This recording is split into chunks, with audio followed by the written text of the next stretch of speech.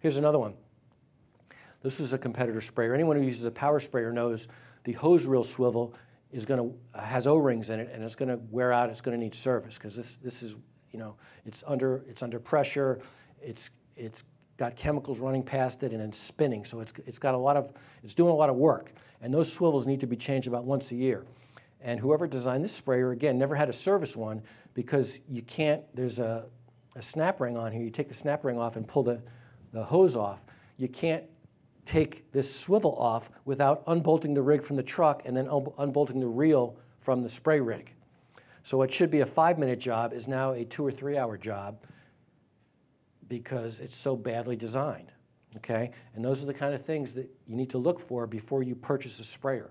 Or if you're not the guy buying the sprayers, let your boss know, hey boss, you know, this is really bad design. We're gonna because think about it, when this thing's gonna need service, it's not gonna need service. Again, it's not going to need service on Christmas Eve when it's sitting in the corner. It's going to need service in the middle of summer when you're the busiest. And now we got to stop for a couple hours because of this bad design, and you're going to lose a couple hours to change something that should have taken 5 minutes. Does that make sense? See what I'm talking about there?